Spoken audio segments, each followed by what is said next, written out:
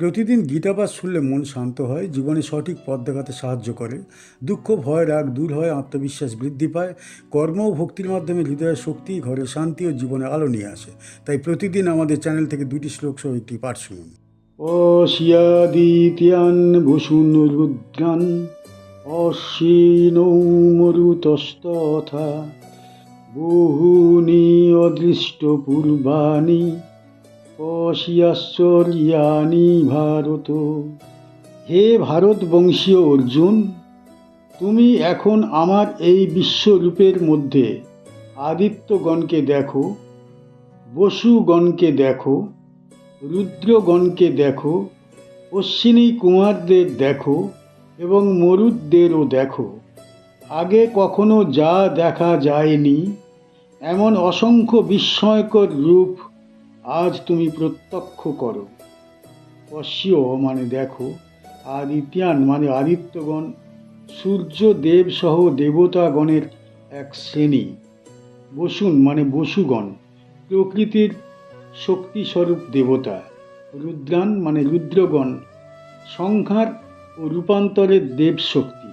অশ্বিনৌ মানে অশ্বিনী কুমার দ্বয়, দেব চিকিৎসক। মরুতঃ মানে মরুদগণ বা বায়ু দেবতা সমূহ। তথা মানে তদ্রূপ, বহুনি মানে বহু, অদৃষ্ট পূর্বাণি মানে পূর্বে কখনো না দেখা, অসীয় মানে প্রত্যক্ষ করো, আশ্বর্যানি মানে বিস্ময়কর রূপ, ভারত মানে হে ভারতবংশীয় অর্জুন। এই শ্লোকে ভগবান শ্রীকৃষ্ণ অর্জুনকে তাঁর বিশ্বরূপ দর্শনের গভীরতর স্তরে প্রবেশ করাচ্ছেন। বিশ্বরূপ কেবল একটি বিশাল আকার নয়, এটি সমগ্র সৃষ্টির ঐক্যবদ্ধ প্রকাশ। আদিত্য, বসু, রুদ্র, অশ্বিনী কুমার ও মরুদ, এই সকল দেব শক্তি পৃথক সত্তা হলেও বিশ্বরূপে তারা একীভূত। এর দ্বারা ভগবান বোঝাতে চান যে যাকে মানুষ আলাদা আলাদা দেবতা রূপে পূজা করে, তারা সকলেই পরম সত্যের এক একটি প্রকাশ মাত্র। আদিত্যগণ আলোর প্রতীক, বসুগণ স্থিতি ও ভারসাম্যের প্রতীক, রুদ্রগণ সংহার ও পুনর্গঠনের প্রতীক, অশ্বিনী কুমারদ্বয় আরোগ্য ও কল্যাণের প্রতীক এবং মরুদগণ গতি ও প্রাণ শক্তির প্রতীক। এই সকল শক্তি একসঙ্গে মিলে জগতের চলমান রূপ। শ্রীকৃষ্ণ অর্জুনকে এই উপলব্ধি দিতে চান যে যুদ্ধক্ষেত্রে যে ঘটনা প্রবাহ চলছে তা ব্যক্তিগত ইচ্ছা দ্বারা নয়, বরং এই মহাজাগতিক নিয়ম দ্বারা পরিচালিত। এই শ্লোকের মূল শিক্ষা হল বিস্ময়বোধ। মানব বুদ্ধি সীমাবদ্ধ, কিন্তু ঈশ্বরের প্রকাশ অসীম। বিশ্বরূপ দর্শনের মাধ্যমে অর্জুনের অহংকার ভেঙে পড়ছে এবং তার অন্তরে ভক্তি ও শ্রদ্ধা গভীর হচ্ছে। ঈশ্বর এখানে কেবল স্নেহময় বন্ধু নন, তিনি সমগ্র সৃষ্টির অধিপতি। এই শ্লোকটি কুরুক্ষেত্রের যুদ্ধভূমিতে অর্জুনের বিশ্বরূপ দর্শনের সময় বলা হয়েছে। অর্জুন যখন শ্রীকৃষ্ণের ঐশ্বর্য জানতে ইচ্ছা প্রকাশ করেন, তখন ভগবান শ্রীকৃষ্ণ তাঁর দিব্য চক্ষু প্রদান করেন। সেই দিব্য দৃষ্টির মাধ্যমে অর্জুন সাধারণ ইন্দ্রিয়ের ঊর্ধ্বে উঠে সত্যকে প্রত্যক্ষ করেন। এই প্রসঙ্গে শ্রীকৃষ্ণ অর্জুনকে বুঝিয়ে দিচ্ছেন যে তিনি কেবল যাদব বংশের এক সারথি নন, বরং সমস্ত দেবতা, সমস্ত শক্তি, সমস্ত কালের মূল আশ্রয়। যুদ্ধের ফলাফল ইতিমধ্যেই নির্ধারিত, কারণ তা ঈশ্বরের মহা যোজনা অনুযায়ী ঘটছে। অর্জুন কেবল সেই মহাযজ্ঞের এক অংশ মাত্র।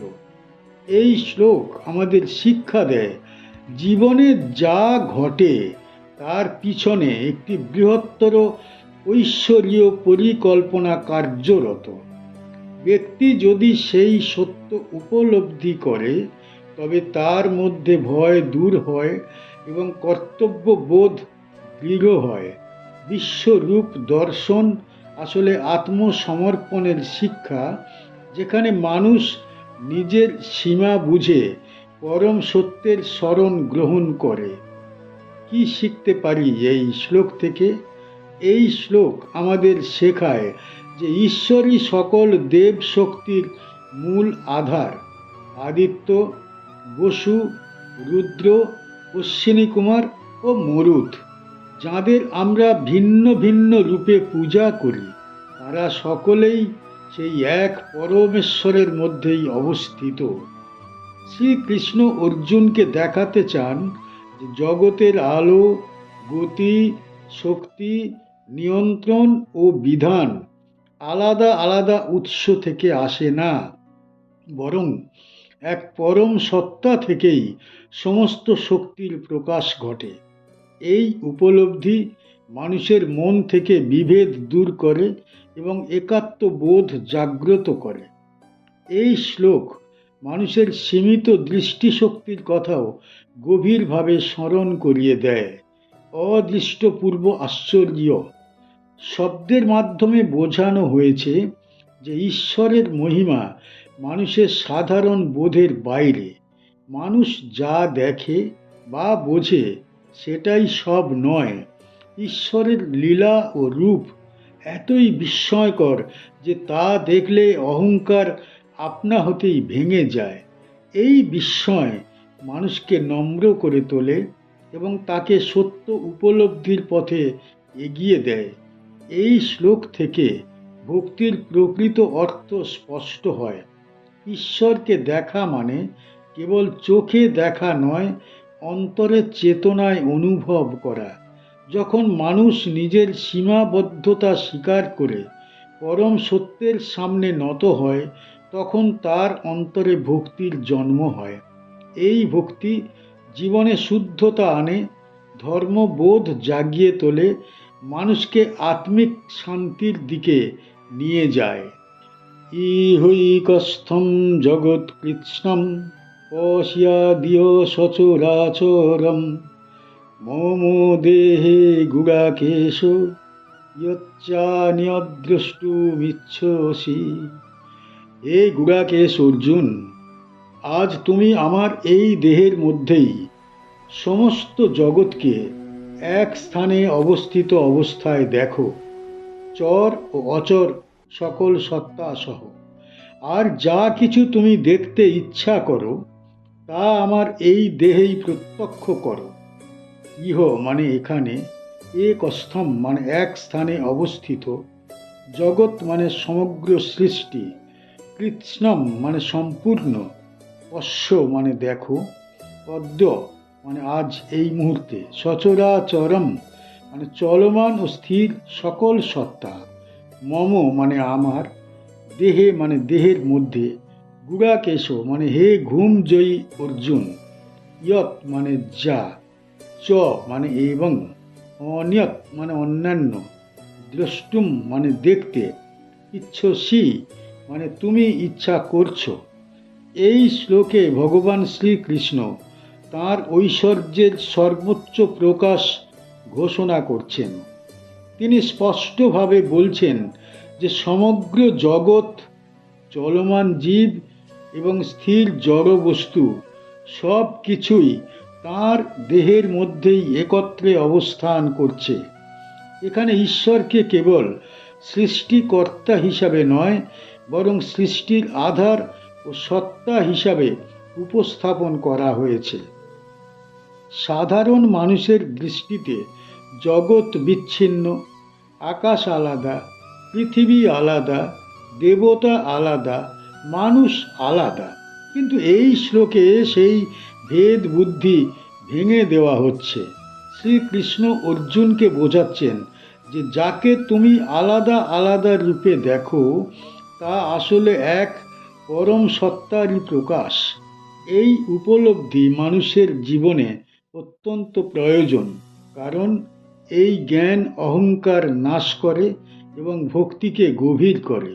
সচরাচরম শব্দের দ্বারা ভগবান স্পষ্ট করেছেন যে জীব জগৎ ও জড় জগৎ উভয়ই তাঁর মধ্যেই নিহিত। গাছ, পর্বত, নদী, পশু, মানুষ, দেবতা সবই তাঁর দেহের অঙ্গস্বরূপ। এতে বোঝা যায় ঈশ্বর জগতের বাইরে নন, তিনি জগতের মধ্যেই বিরাজমান। এই শ্লোক আমাদের শেখায় ঈশ্বরকে কেবল মন্দিরে বা প্রতিমায় সীমাবদ্ধ ভাবা উচিত নয়। জীবনের প্রতিটি স্তরে, প্রতিটি কর্মে তাঁর উপস্থিতি উপলব্ধি করা দরকার।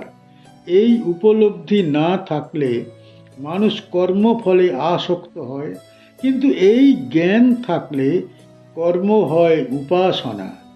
এই শ্লোকটি কুরুক্ষেত্র যুদ্ধক্ষেত্রে বিশ্বরূপ দর্শনের ধারাবাহিকতায় উচ্চারিত। অর্জুন যখন শ্রীকৃষ্ণের ঐশ্বর্য দর্শনের ইচ্ছা প্রকাশ করেছেন, তখন শ্রীকৃষ্ণ তাকে দিব্য দৃষ্টি প্রদান করেন। সেই দিব্য দৃষ্টির মাধ্যমেই অর্জুন এই মহাসত্য প্রত্যক্ষ করতে সক্ষম হন।